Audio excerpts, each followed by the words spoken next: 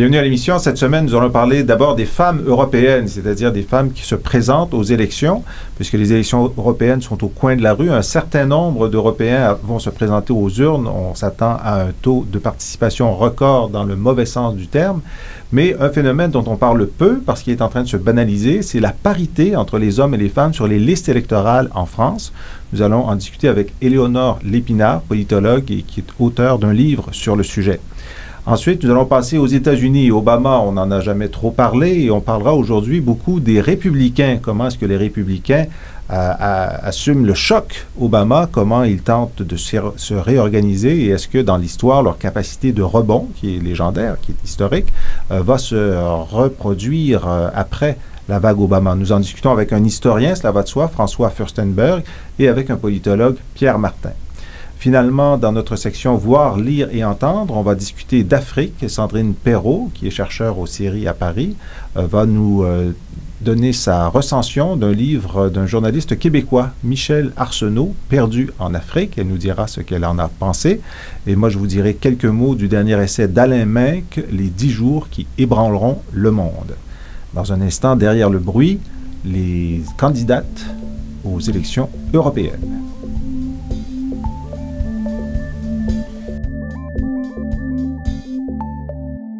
Nous sommes de retour et ce segment de l'émission s'appelle, vous le savez, « Derrière le bruit ». Alors souvent, il y a des explosions, il y a des manifestations, il y a des discours, mais cette fois-ci, c'est l'absence de bruit qui nous intéresse. C'est comme quoi le silence est parfois un signe de changement. Le silence, cette fois-ci, c'est le peu de cas qu'on fait pour les élections européennes qui s'en viennent bientôt, de la parité des candidatures, parité entre hommes et femmes sur les listes de candidats européens en France, qui a adopté ce principe de la parité. On va voir ce que ça nous dit de l'évolution, donc de la féminisation de la politique française, ou du moins des tentatives de féminisation. Pour en parler, notre invitée, la politologue Éléonore Lépinard. Bienvenue à l'émission. Merci. Alors, Éléonore, vous êtes professeure de sciences politiques au département de sciences politiques de l'Université de Montréal. Votre dernier ouvrage paru, « L'égalité introuvable, la parité, les féministes et la République », c'est publié aux presses de Sciences Po. Et donc, voilà, qu'est-ce qui se passe cette année avec les listes européennes?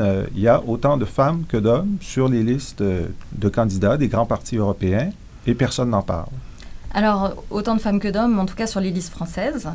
Et ce n'est pas la première fois, puisqu'en 2004, c'était déjà le cas, puisque la réforme constitutionnelle et les lois mettant en place la parité en France avaient déjà été adoptées. Donc, on avait déjà des listes à peu près paritaires, comme cette année.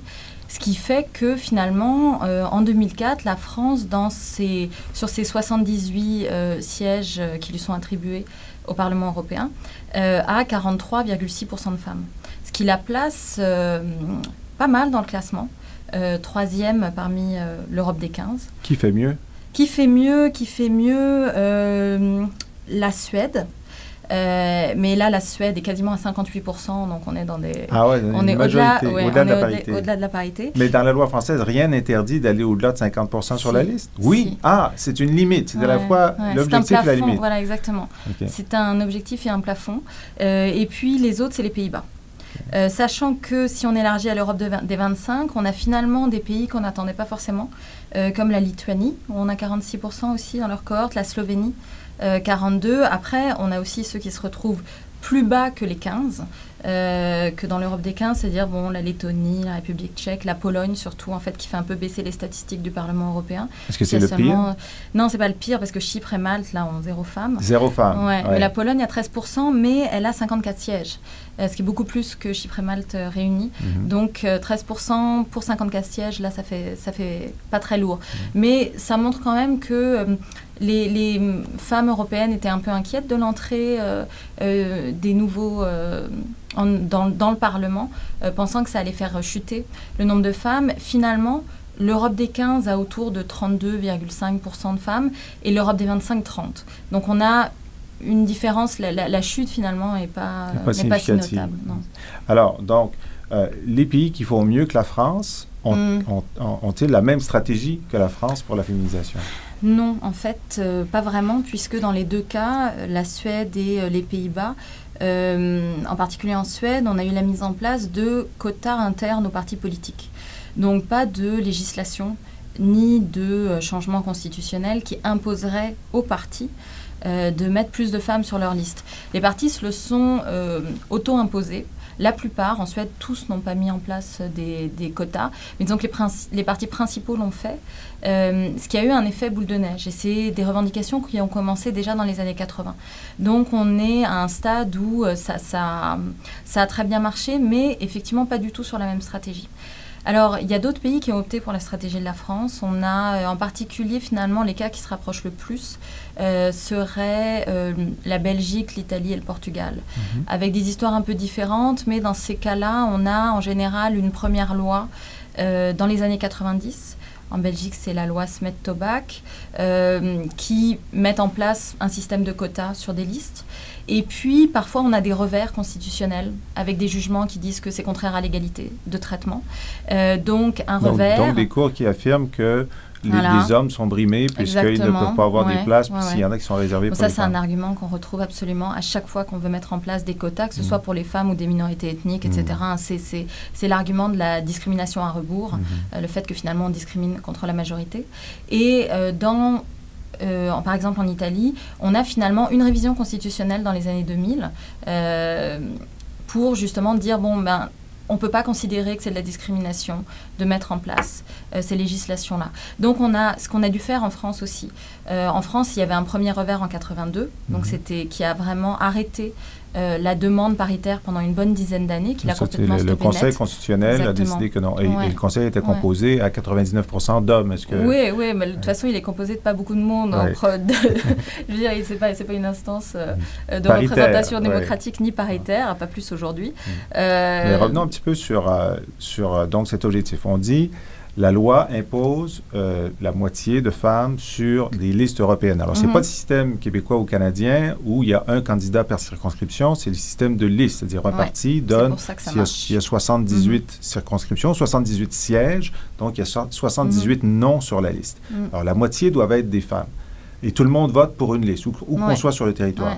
Mais là, la question, c'est, est-ce qu'on peut mettre sur 78 les 38 premiers des hommes et les 40 derniers des femmes? Alors, cette année, on n'en a plus que 72. Parce qu'il faut dire que, encore, c'est un système qu'on connaît peu ici, c'est que les premiers élus sont les premiers sur la liste, et plus le parti a de votes, plus il y a de gens sur la liste, du premier au 78e, qui va être élu. Exactement. Donc, la place sur la liste est essentielle. La place est essentielle, donc, et depuis le départ, pour les européennes, on observe une alternance stricte. C'est-à-dire que, alors la tête de liste peut être un homme ou une femme, ça varie en fonction des partis. En 2004, c'est pas forcément ce qu'on attend. Par exemple, les écologistes avaient que 5 listes sur les... Parce que ce qui s'est passé, c'est qu'avant, la France était une circonscription, les élections de 99 par exemple. Donc, chaque parti présentait une liste dans l'ensemble du territoire. Finalement, le système électoral a été changé et maintenant, on a 8 régions. Alors au départ, les féministes ont été un peu inquiètes parce que bien sûr, dès qu'on sous-divise les circonscriptions, on augmente les chances de mettre des hommes tête de liste, et si il y a une seule personne élue, on augmente les chances qu'il y ait un nombre plus petit de personnes élues sur chaque liste, et donc éventuellement qu'il y ait moins de femmes. Mais finalement, c'est contrecarré par le fait qu'on a une alternance stricte. Ce qui est le cas maintenant pour tous les scrutins de liste en France. Mais au départ, par exemple, signifie alternance stricte? Homme-femme ou femme-homme, femme-homme, femme-homme, femme-homme, femme-homme. C'est la fermeture éclair. D'accord. Comme on l'a aussi appelé. Mais donc, toutes les têtes de liste peuvent être des hommes? Toutes les têtes de liste peuvent être des hommes. Pour des partis qui ne font élire qu'une personne, ce sera un homme. Ce qui explique aussi qu'on est 43,6% de femmes et pas 50%. Mais on réduit quand même énormément la marge de manœuvre des partis. Et en général, ils font au moins élire peut-être 3 personnes. Donc, on aura une femme sur ces 3 personnes-là. Mais c'est vrai qu'au départ, par exemple, sur les listes municipales, qui sont aussi des systèmes à la proportionnelle, on avait une alternance par groupe de 6. C'est-à-dire, tous les 6, il fallait 3 femmes. Alors là, ça laissait beaucoup plus de place à des jeux du style 3 hommes, 3 femmes, 3 hommes. Puis là où on sait qu'on risque de plus avoir d'élus, on va mettre toutes les femmes en queue. Donc, il y avait beaucoup de jeux autour de ce genre de petits arrangements. Mais l'alternance stricte évite quand même ça pas mal. Bon, alors c'est en place pour les élections européennes qui sont quand même vues par les gens qui ont de l'ambition politique comme l'équipe B. Hein. L'équipe A, c'est voire C. Alors l'équipe A, c'est effectivement les législatives nationales ou encore les municipales. Évidemment, sur la présidentielle, là, il n'y a pas de liste, il y a seulement un candidat par parti. Mais quand même, la dernière fois, on avait la parité. Au deuxième tour, un homme et une femme. Bon. Alors, qu'est-ce qui se passe pour la féminisation au niveau de la politique intérieure des législatives? Bon, au niveau des législatives, c'est là où ça marche le moins bien, finalement. On n'a que 18,3% de femmes élues, ce qui finalement est une progression très faible. La première fois que la parité a été appliquée, on est passé d'une progression de 10,9% de femmes à l'Assemblée à 12,3%. À l'Assemblée nationale française. Ouais. Donc vraiment une progression très très faible. Ça a été réappliqué donc une nouvelle fois. Les dernières élections, là, on est passé à 18,3.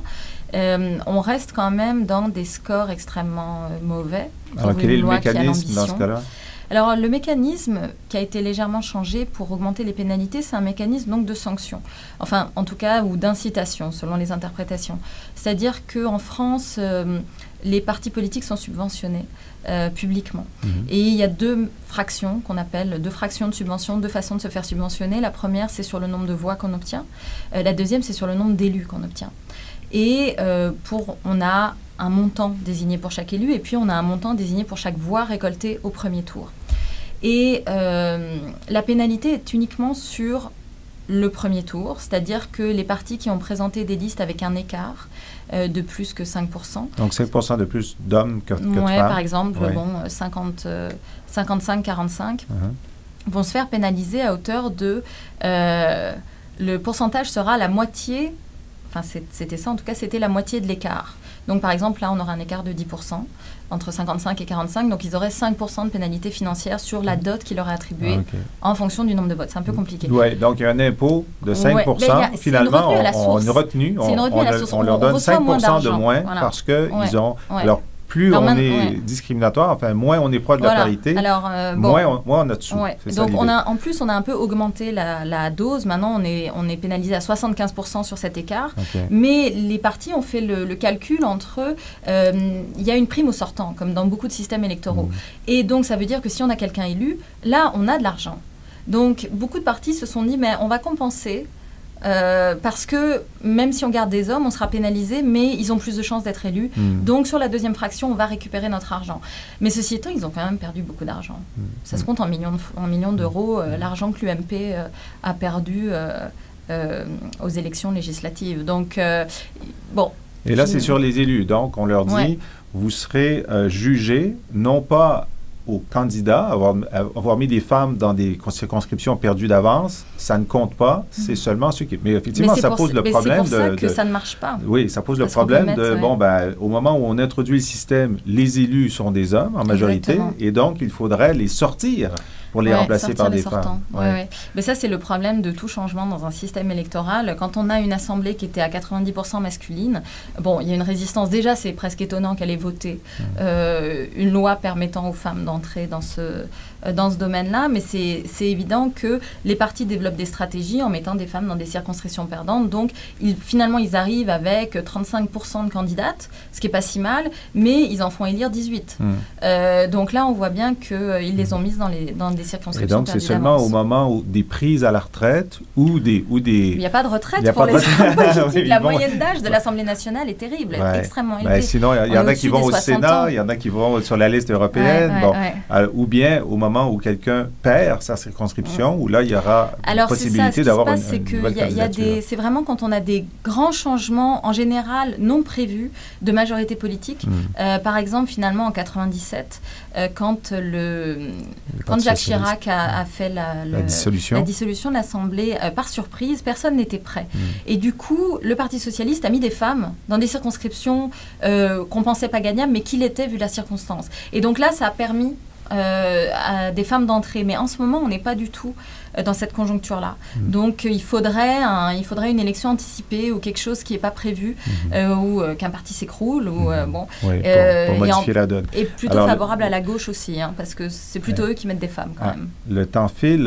Je vais poser une question. Donc, au Québec, depuis maintenant un mandat et demi, le gouvernement québécois a, sauf pour le premier ministre, une parité de ministres féminins, ministres masculins. Est-ce que ça existe ailleurs, à votre connaissance? La parité au gouvernement, oui, Sarkozy l'avait presque faite dans son premier gouvernement, enfin si on comptait les secrétaires d'État, etc. Dans les pays nordiques, c'est assez... bon, le Danemark est un peu en régression de ce point de vue-là, mais dans pas mal de pays nordiques, c'est quelque chose qui se fait. Parce que c'est le fait de nomination. Et donc là, il suffit d'une volonté politique pour obtenir ce résultat-là. Donc c'est pas quelque chose de forcément difficile à obtenir. Très bien. Donc nous sommes... Dans un peloton relativement large, mais au moins nous y sommes. C'est ça. Très bien. C'est pas mal. Éléonore Lépinard, je vous demande d'illustrer notre propos avec une plage musicale. Qu'avez-vous choisi et pourquoi?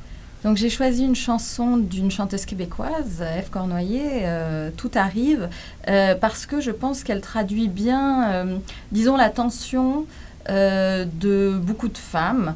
Entre eux, d'un côté, elle dit, bon, tout arrive, il suffit d'attendre.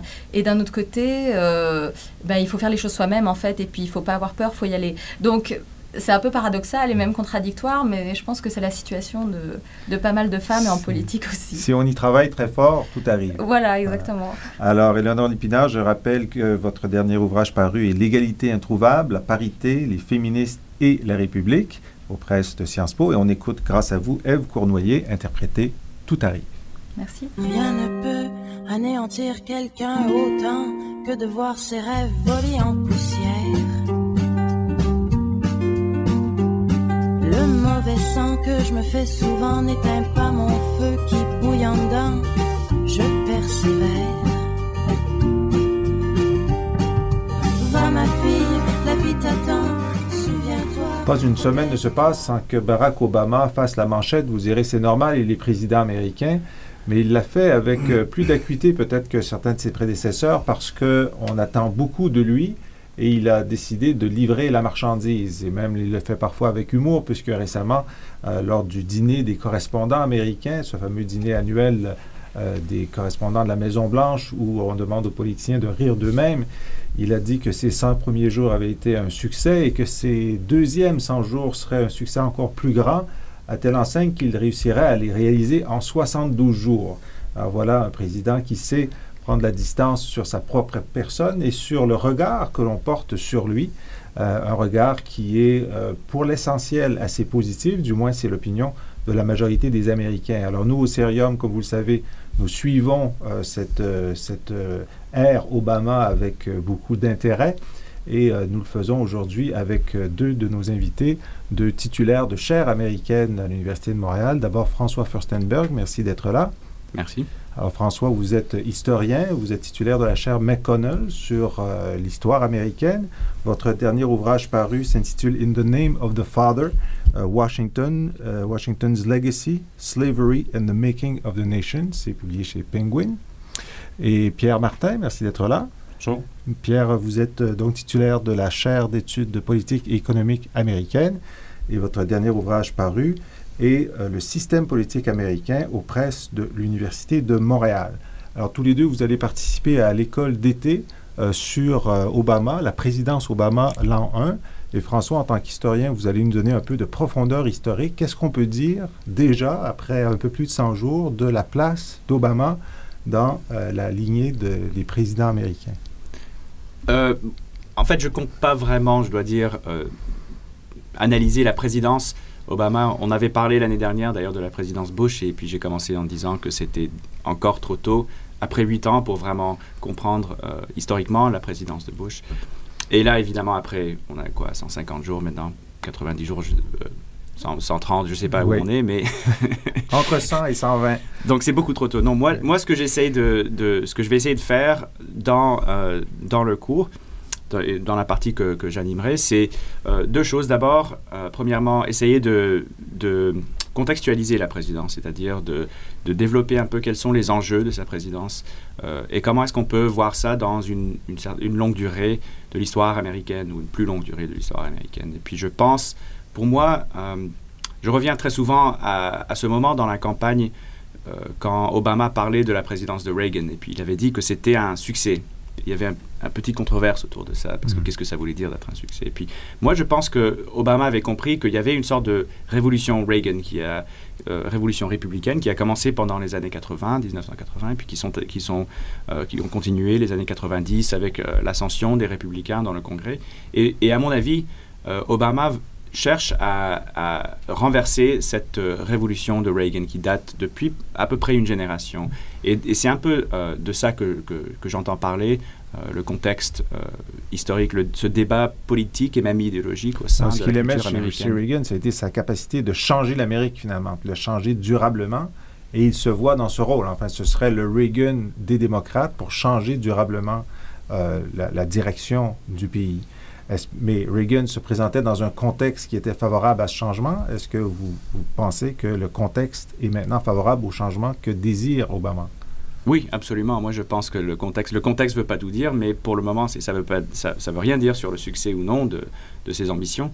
Mais le contexte est particulièrement favorable, il me semble. D'abord, le contexte de l'impopularité des républicains dans le pays, une sorte d'insatisfaction, il me semble, sur les politiques qui ont gouverné le pays depuis au moins la présidence de Bush, mais pour moi, depuis l'ère de Reagan. Et deuxièmement, la crise financière qui, il me semble, donne une ouverture pour vraiment commencer à poser des questions profondes sur la politique économique des États-Unis et la façon dont on va aborder les questions, le rôle de l'État, particulièrement le rôle de l'État dans la vie des Américains, pour un peu revenir sur la question de Reagan, à savoir si le gouvernement est vraiment le problème et non pas la solution. Et je pense que, enfin, il y a deux inspirations, il me semble, pour Obama. Ce serait Reagan d'un côté, évidemment, pour faire opposition, mais l'autre, ce serait FDR, Franklin Roosevelt, qui lui aussi est arrivé à un moment de crise économique. Alors, un étudiant, donc peut-être un des vôtres, Pierre, disait l'autre jour, Obama, c'est un homme à la Kennedy dans un moment à la Roosevelt.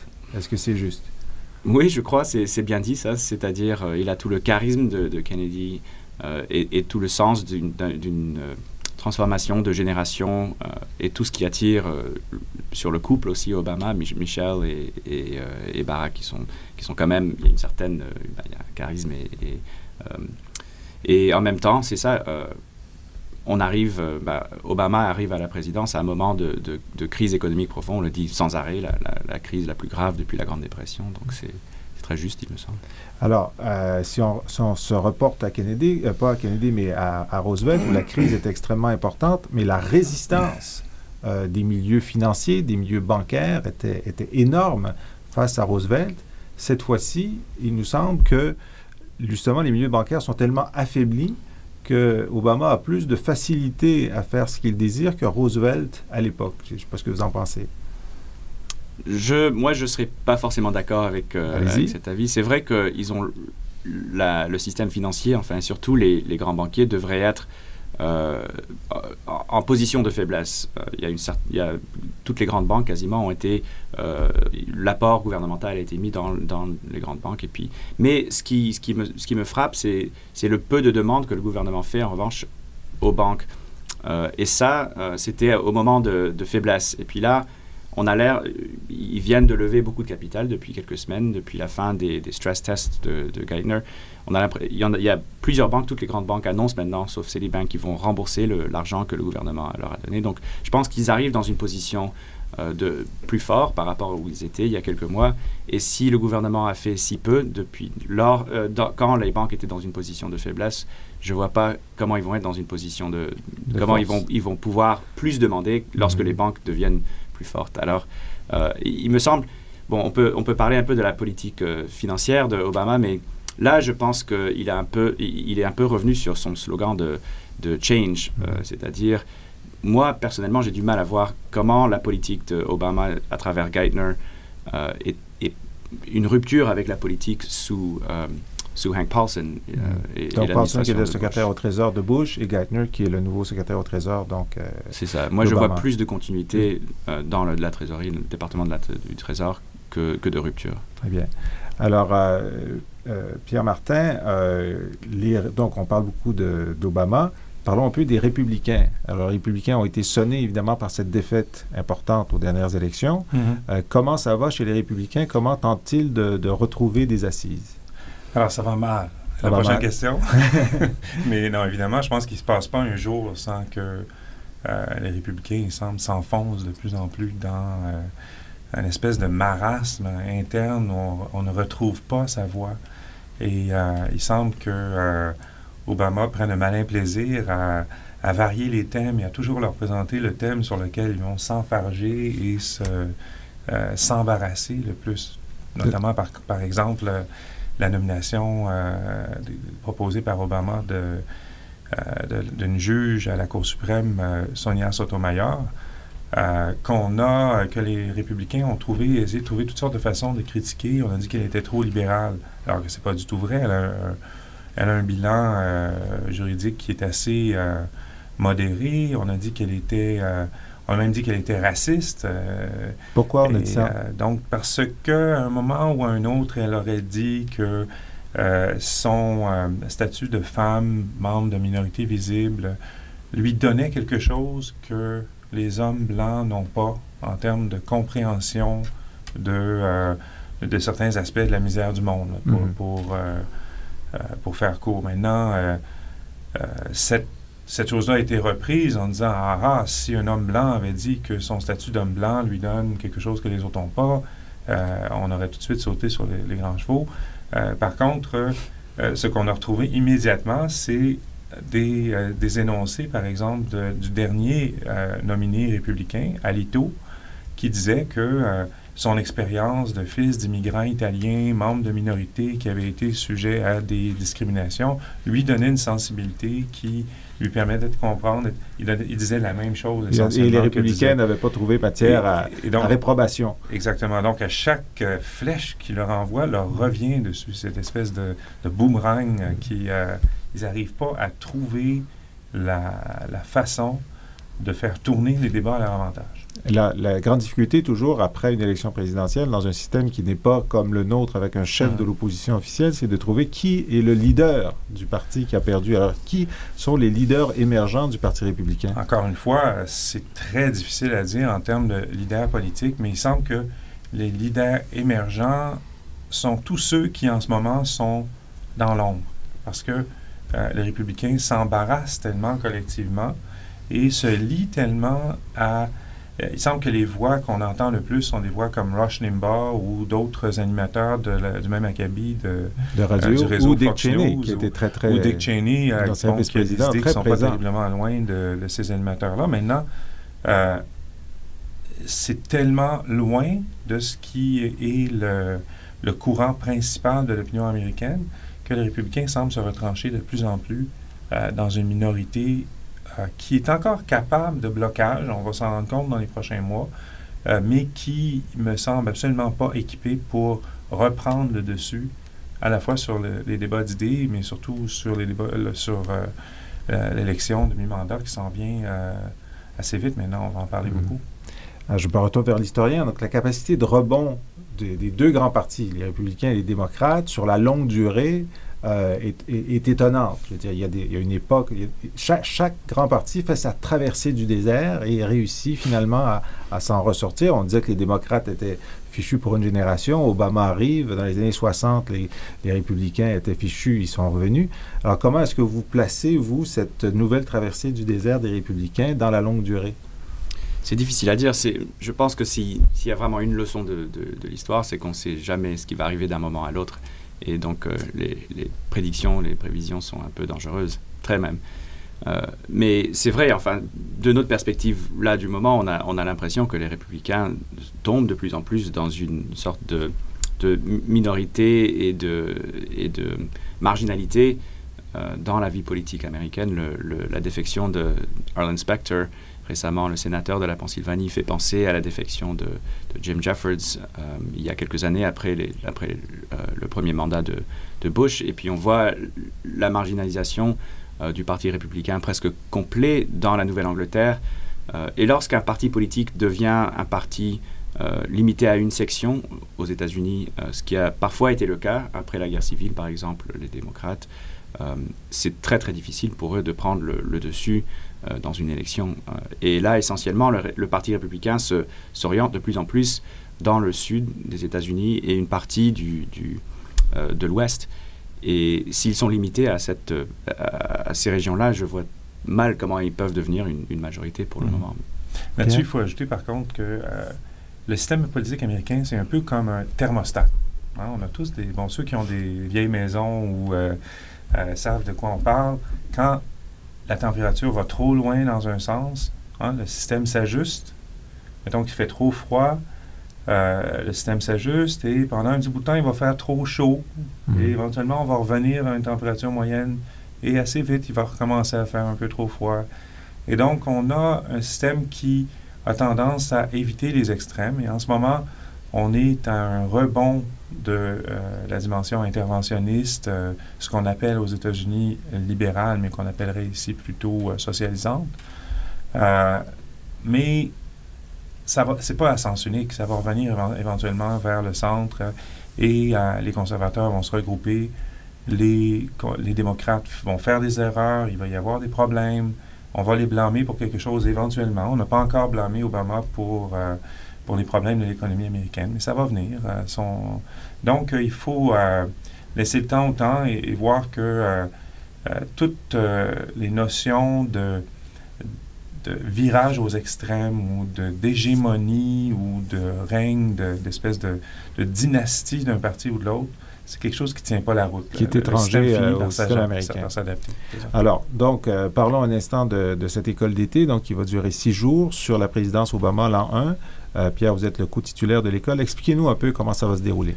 Alors, c'est une école qui est très variée. On va avoir des contributions qui vont venir à la fois du côté plus culturel, social et même littéraire, pour comprendre, par exemple, Barack Obama en tant qu'écrivain, en tant qu'orateur, de quel milieu il vient, quels sont les aspects de la culture américaine qui comptent en ce moment, qui nous permettent de comprendre ce phénomène-là.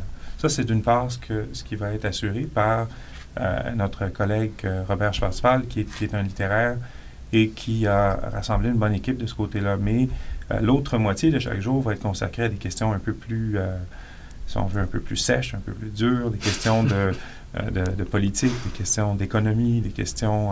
mais toutes les grandes questions qui ont été soulevées justement par la victoire d'Obama, c'est-à-dire, on se souvient de son discours d'acceptation lorsqu'il disait « une planète en péril ». On va parler de l'environnement, on va avoir des scientifiques avec nous qui vont nous expliquer ce qui en retourne, dont Gaëtan Lafrance, qui est un géographe spécialiste des questions de politique énergétique, et notre collègue Normand Mousseau, physicien, qui a beaucoup étudié la question de l'indépendance énergétique du Québec, entre autres, mais qui s'intéresse énormément à Ils vont décortiquer les propositions de changement de la politique énergétique et de la politique des changements climatiques d'Obama. Je ne veux pas faire peur au monde. Okay? Ce ne sera pas terriblement technique. Ils vont nous expliquer ça en des termes qui vont faire ressortir justement ce qui, dans la technique, amène les dimensions politiques et sociales. Et on va parler de la crise, comment s'en sortir avec un économiste du mouvement Desjardins et un autre de la Caisse de dépôt.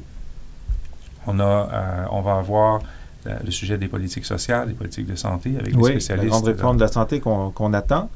Donc, Antonia Maioni, que vous connaissez bien, qui est la grande spécialiste des questions de santé comparées en Amérique du Nord, va nous dire où en est la réforme de la santé et quelles sont ses chances de succès. Parce que de saison à saison, on se demande si finalement ils vont arriver à relever ce défi que Clinton n'a pas réussi à relever et personne avant lui.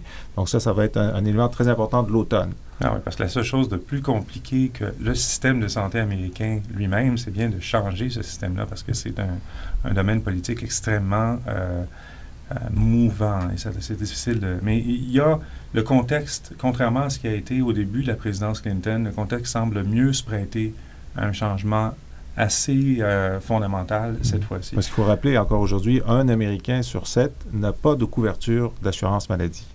C'est un des gros problèmes des États-Unis. On est à près de 50 millions d'Américains en ce moment qui n'ont pas de couverture. Donc, on a une école qui est un moment intéressant dans ce qu'on peut appeler dans le sens chinois du terme. On a un contexte qui est très intéressant à étudier. On a des personnages qui sont aussi fascinants. Vous parliez tout à l'heure de l'humour d'Obama. J'ai entendu je voulais renchérir là-dessus. Il y avait un commentaire hier sur les conférences de presse données par son attaché de presse, qui est un type un peu pince sans rire, qui a l'air d'un comptable sans âge qui se présente devant une conférence de presse. On a comptabilisé le nombre de fois où son audience a ri. Ah oui? Et dans les 4 premiers mois, dans une période de 4 mois, le mieux qu'avait fait un représentant de George Bush, c'était 200 fois. C'est quand même beaucoup. Donc, ses 2 premiers attachés de presse avaient fait autour de 60 fois, et son dernier, qui était un journaliste très bien connu des autres journalistes, avait fait 200 fois. L'attaché de presse de Obama, 600. Oh! 600 fois en 4 mois, on s'est bidonné dans ses conférences de presse. Donc, il y a quelque chose qui se passe. Il y a un changement est dans l'air. Très bien. Ben, comme vous le savez, à cette émission, on termine toujours en chanson. Pierre, qu'est-ce que vous nous offrez et pourquoi pour illustrer notre propos? Bien, justement, en fait, je parlais du changement qui est dans l'air. Tout à l'heure, François disait que les politiques semblent ne pas changer tellement, mais le contexte change. C'est pourquoi, en consultant avec mes experts musicaux à la maison, mon garçon de 10 ans, j'ai choisi la chanson de Bob Dylan, « The Times They Are A-Changin'». C'est une vieille chanson, mais qui nous semble actuelle. Il y a plusieurs paroles qui, en les écoutant, en les lisant, je me suis rendu compte qui s'appliquent. Par exemple, il parlait très, très au figuré du niveau d'eau qui remonte dans le premier couplet, et donc il faut faire attention. Alors, évidemment, aujourd'hui, c'est littéral, hein, c'est pas juste figuré. Et il parle, à un moment donné, du Congrès et des sénateurs qui bloquent le changement. Peut-être qu'on a la même chose aujourd'hui qui va se manifester. Donc, on a plus de changements dans l'air que dans le contenu des politiques. Et c'est ça le sens principal, à mon sens, de la présidence Obama. Il y a un changement d'atmosphère avant un changement dans le contenu. Si le contenu ne suit pas, par exemple, le changement d'atmosphère va bientôt se dégonfler. Très bien. François Furstenberg, merci beaucoup d'avoir été là. Pierre Martin aussi. Et on écoute, grâce à vous, Bob Dylan, interprété The Times They Are A-Changin'. Come gather round, people, wherever you roam, and admit that the waters around you have grown, and accept it that soon you'll be drenched to the bone. If your time to you is worth saving. À voir, lire et entendre cette semaine, nous allons voir grand. Nous allons parler des 10 jours qui ébranleront le monde. Et puis d'abord, on va voir aussi grand. On va parler de l'Afrique.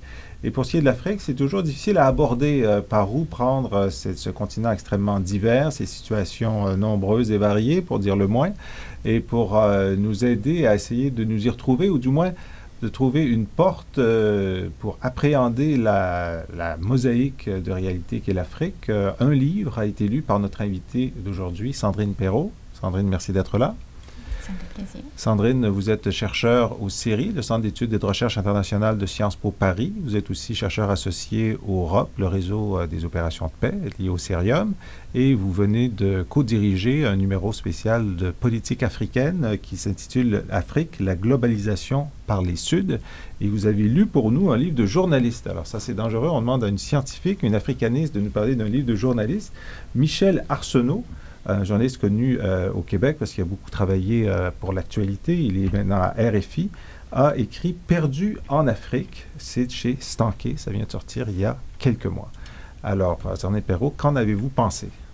Mais c'est un ouvrage, en fait, qui a été une bonne surprise pour moi, parce que, comme vous le dites, c'est parfois difficile de lire des écrits journalistiques, dans le sens où le format même des journalistes fait qu'on a du mal à aborder les questions dans le fond, et qu'on arrive souvent à des images tronquées de l'Afrique. Vulgariser l'Afrique, de manière générale, c'est difficile. On arrive souvent, en fait, à la rendre vulgaire, à la vulgariser en la rendant vulgaire, c'est-à-dire en la peignant à gros traits, en la rendant brutale, violente, sanguinaire, misérable, etc. Et là, en fait, c'est tout le contraire. Et c'est de là d'où vient la bonne surprise, dans le sens où Michel Arsenault a tenté et réussi, à mon avis en grande partie, à banaliser l'Afrique, c'est-à-dire à la faire sortir de son exotisme, à relativiser sa différence, et certainement à faire ressortir également l'universalité de l'Afrique par rapport au reste du monde à travers des portraits, des petites touches impressionnistes comme ça qui ressortent à travers les différentes chroniques qu'il a pu écrire au cours des 25 dernières années. Alors, comment s'y prend-il? Alors, justement, Michel Arsenault s'est perdu en Afrique. C'est-à-dire qu'il est sorti des sentiers battus. Il a quitté les grandes crises de l'actualité pour aller voir l'Afrique au quotidien, pour aller voir les petites gens, pour aller voir l'Afrique d'en bas. Et pour moi, ça a été vraiment son positionnement de départ qui m'a intéressée, c'est-à-dire un positionnement vraiment de modestie. C'est-à-dire que Michel Arsenault est tout à fait conscient qu'il n'est que, entre guillemets, un journaliste blanc, parce que c'est important de considérer son statut de blanc, qui ne comprend pas tout et qui ne cherche pas non plus à tout comprendre. Finalement, savoir qu'on ne sait pas, c'est le début de la connaissance, comme disait le grand philosophe français Jean Gabin. Et à partir de ce positionnement-là, il arrive par petites touches, à travers différents personnages, les enfants soldats, la fondatrice d'une ONG qui distribue des préservatifs porte-bonheur aux prostituées de... Des préservatifs porte-bonheur? Oui, simplement parce que c'est très difficile dans énormément de pays d'Afrique et d'ailleurs de parler simplement de sexualité, et simplement le fait d'aborder la question du sida parfois pouvait porter malheur. Et là, au contraire, il y a une fondatrice, la fondatrice d'une ONG malgache qui avait décidé donc d'aller voir les prostituées et de leur distribuer des préservatifs dits porte-bonheur pour pouvoir un petit peu sortir de cette difficulté de ne pas pouvoir parler du sida. Donc on a vraiment des personnages. Ça donne de la chair, ça donne de l'humanité à l'Afrique, et à mon avis, c'est un pari réussi. Alors, il a beaucoup voyagé. Est-ce qu'il se concentre sur des zones en particulier ou sur des strates sociales en particulier? Est-ce qu'on peut, il n'est pas exhaustif, bien sûr, mais est-ce qu'il donne une bonne idée, ou est-ce qu'il y a des impasses importantes dans son parcours? Non, ça aussi, c'est assez impressionnant, justement, à travers toutes ces petites chroniques. Déjà, Michel Arsenault a beaucoup voyagé en Afrique, depuis la Guinée, le Sénégal, jusqu'à l'Afrique du Sud, en passant par l'Ouganda, la Tanzanie ou le Kenya. Donc, on a vraiment une image très nuancée, très fragmentée de l'Afrique, qui permet aussi d'avoir un petit peu ce kaléidoscope, merci, qui correspond tout à fait à la diversité du continent. Donc là, on n'a pas une image unifiée, unique de l'Afrique, mais on a vraiment différentes visions, l'Afrique dans toutes ses nuances finalement.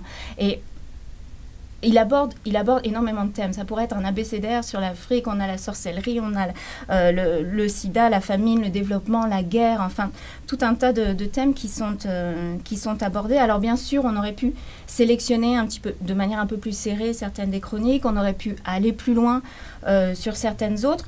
Mais malgré tout, je pense que le grand bénéfice de ce livre, c'est d'aller au-delà des apparences.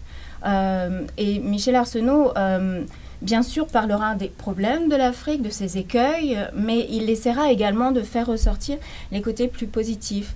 Il parlera de la grande rivière qui est en train d'être creusée en Libye, qui sera une grande tranchée de 3500 km pour amener l'eau dans le désert.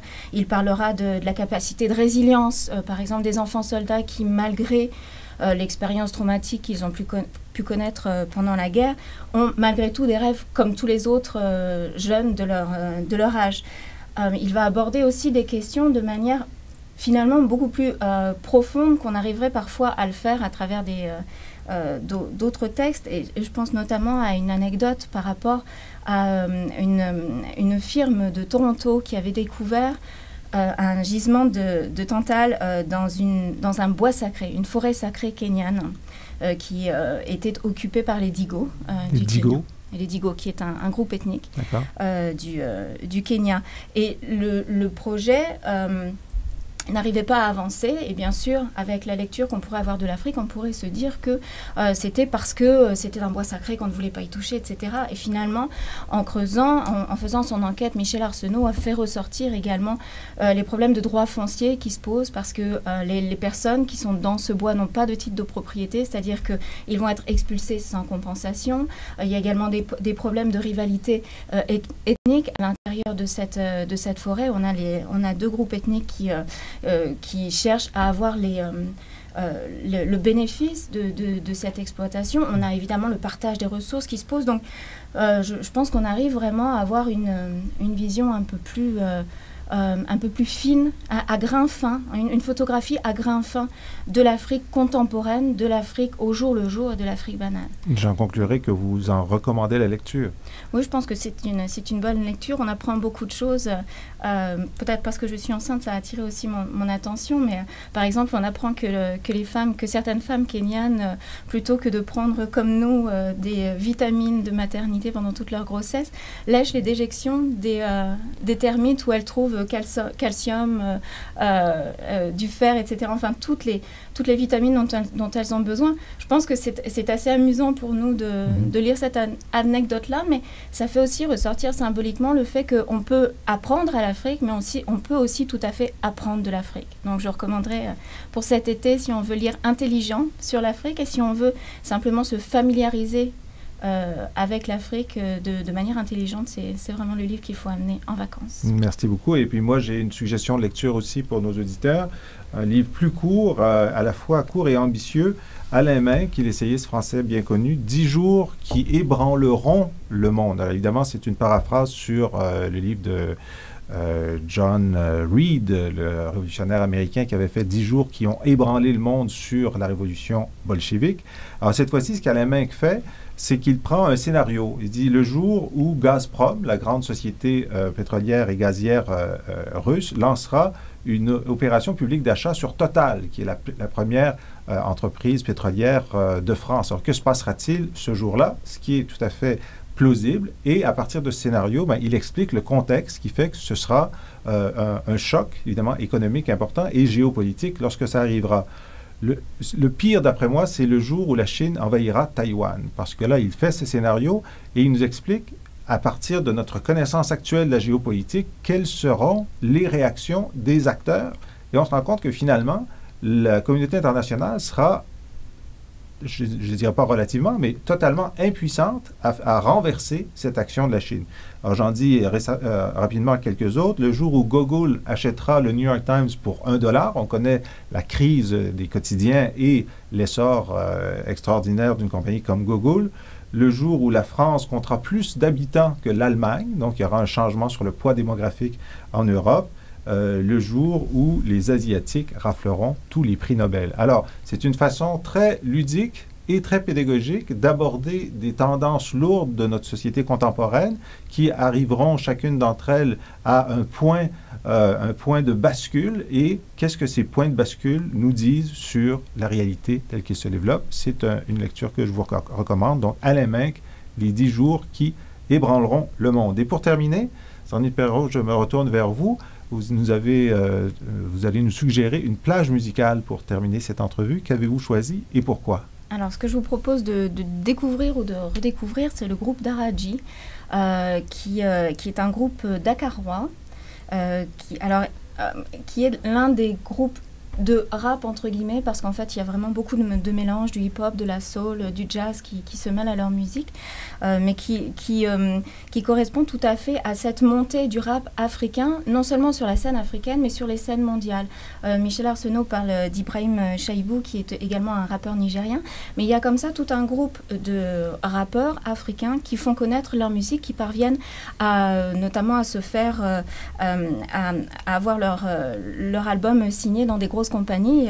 Daraji notamment, et la chanson que je voulais vous faire découvrir, Esperanza notamment, a été signée par BMG France.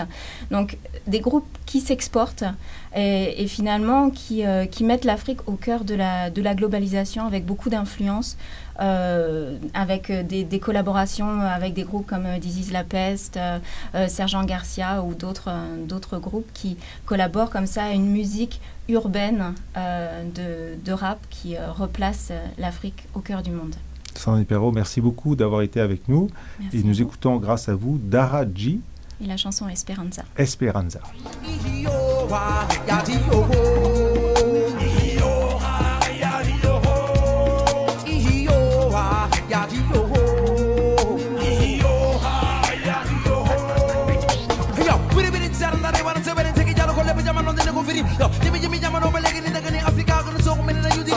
C'était notre émission pour cette semaine. Merci d'avoir été avec nous. Si vous souhaitez avoir plus d'informations sur les personnes qui ont été interviewées pendant l'émission, sur les livres dont on a discuté, vous pouvez venir sur le site du Cerium, cerium.ca. Vous y verrez également les conférences que nous préparons pour les jours et les semaines à venir. Vous êtes invité à y participer. L'entrée est toujours libre. Et vous verrez également de l'information sur les écoles d'été du Cerium. Ce sont des écoles qui sont ouvertes aux étudiants de maîtrise et de fin de bac, mais aussi à des gens comme vous intéressés par l'information internationale. Il s'agit de 6 jours intensifs que nous organisons du 29 juin pour une première semaine et ensuite jusqu'au 11 juillet. Je vous donne rapidement les thèmes.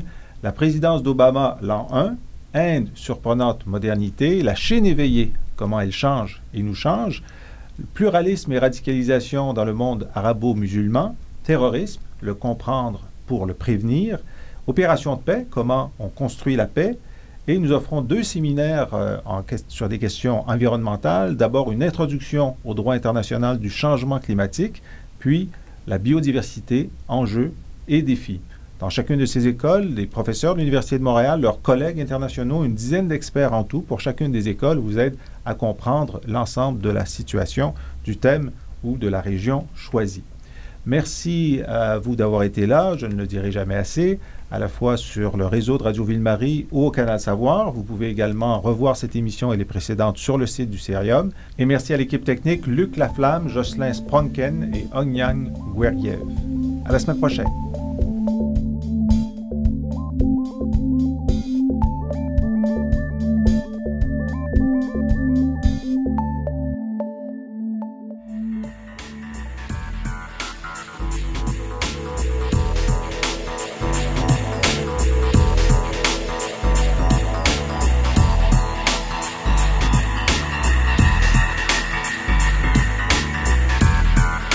Après 3 ans d'école d'été, c'est toujours aussi bien, c'est vraiment, l'atmosphère est sympathique.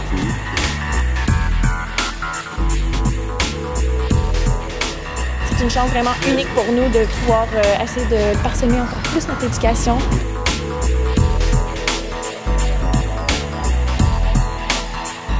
Peut-être c'est le thème qui a rendu l'ambiance décontractée, mais en tout cas propice à l'apprentissage.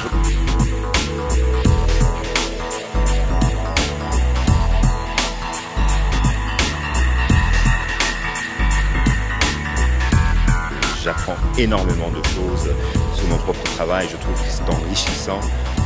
Et les messages, les nuances qu'on essaie de faire passer sont vraiment très très bien intégrés par les étudiants. Au bout d'un moment, il se crée une espèce de communauté, ce qui fait qu'on a un certain nombre de questions qui, même si elles ne sont pas au programme, viennent traiter dans le cadre des discussions. Je me rends expert moi-même en faisant ça.